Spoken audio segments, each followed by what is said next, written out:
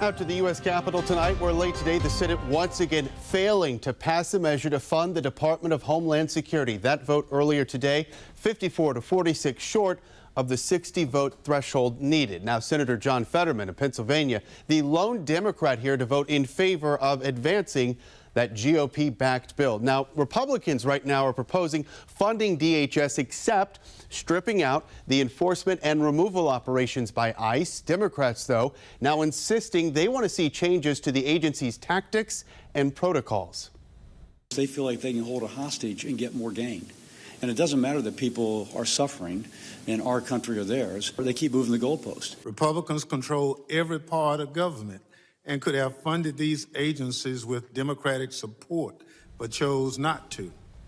Now, another vote is possible, set up for tomorrow before lawmakers head home for the Easter weekend. Meantime, the real impact of this partial shutdown felt at several major airports across the country. The severe TSA staffing shortage hitting Atlanta harder than most. Check it out, where today passengers saw wait times of up to 4 hours long. After some midweek relief, Thursday brought another frustrating day at some of the nation's biggest airports.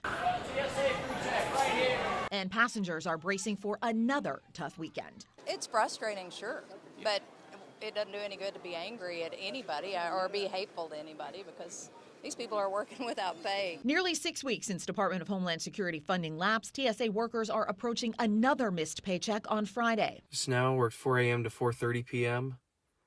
and still not getting paid for it. Fun stuff. Lawmakers still at odds are on the cusp of a 2-week recess scheduled to begin Friday. On Thursday, President Donald Trump again laid shutdown blame on Democrats. They're punishing the American people, including travelers at airports. Senate Democrats on Wednesday rejected a GOP proposal to withhold money for federal immigration enforcement, but without any policy changes. I think cooler heads need to prevail. Meanwhile, TSA said more than 3,000 officers nationwide didn't show up for work on Wednesday. Wait times at Houston's Bush Intercontinental Airport climbed around 4 hours early Thursday. At New York's LaGuardia, the wait time in one general security line was nearly 2 hours. And at Atlanta's Hartsfield-Jackson, ICE agents walked along snaking security lines and checked passenger IDs.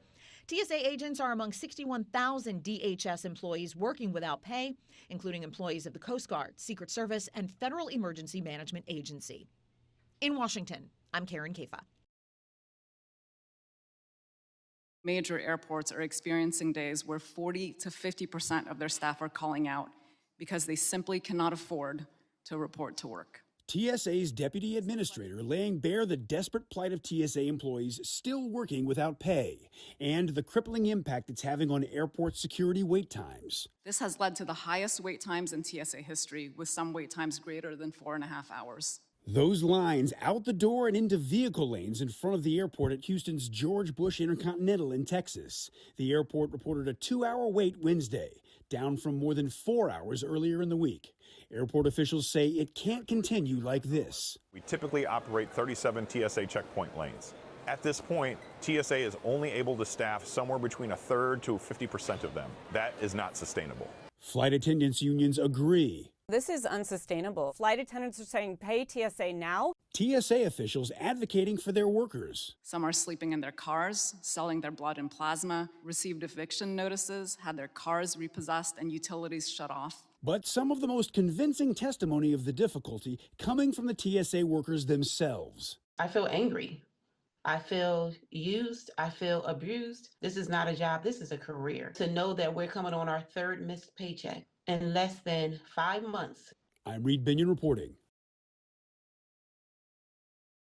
At more than 400 airports across the country, TSA officers serve as aviation's front line of defense. But for the last 6 weeks, they've been doing so without a paycheck. Just across the whole thing, it's pretty much a disaster, especially financially. Greg Jones is one of roughly 150 TSA employees at Tucson International Airport who hasn't been paid in 40 days. It still feels surreal to me that anyone should have to go through this. It's just surreal. And it's not his first time. After last year's government shutdown halted payments to TSA employees for 43 days. A delay Jones says has taken a toll on himself and his colleagues. It doesn't matter if you're just a TSO all the way up the chain. It affects everybody that's required to show up to work without pay.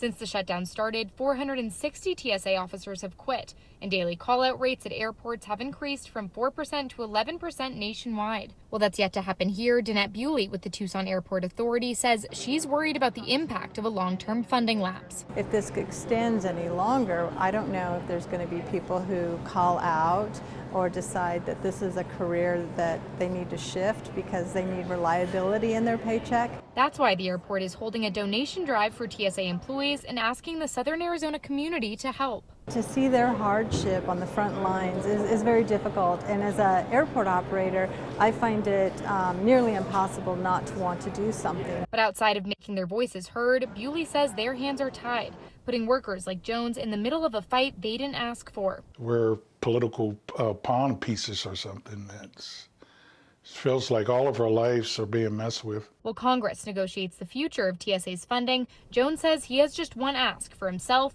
and the thousands of other TSA workers across the country. Pay us back with interest. I just think that's fair, especially given what we're going through. And that's everybody, don't matter what level, whether you're TSO all the way up to chain, because everybody's feeling the heat. Pay us back with interest, please.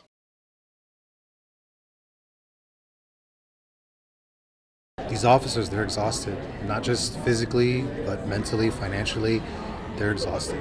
Kenny Atamani has worked for TSA for 3 years. He is the union shop steward for workers at the Harry Reid Airport. Usually, employees can come to see Kenny for answers, but not this time. I'm next to every single person here every single day. We're not getting paid and we're struggling. Workers are waiting in lines, relying on donations to put food on their tables as the partial government shutdown has left thousands of federal employees working without a paycheck for more than a month. Locally, an estimated 1,100 TSA workers have been impacted. A lot of officers, they took out from their 401ks, they drained their savings and everything. So whatever safety net they did have, they don't have it this time around. United Nissan told Fox 5 they reached out to other local businesses looking for a way to help, and in just 24 hours, they devised a plan. $200 gift cards for every employee. We all realize that Vegas is built on tourism, and it's the great men and women of the TSA who take care of the millions and millions of people who come through our airports every year.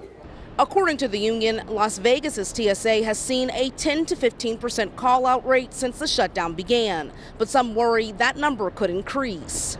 We've had people that had to leave, we have people that are getting sick, and it makes it incredibly difficult to maneuver through the work life. Kenny shared that overall TSA numbers are shrinking nationally. According to Fox News, more than 400 employees have resigned since the shutdown began. Kenny believes that Las Vegas has not been hit as hard due in part to the community's support. We are so grateful for things like this. We have food drives, we have pantries and things, and that's been tremendously helpful for all of us.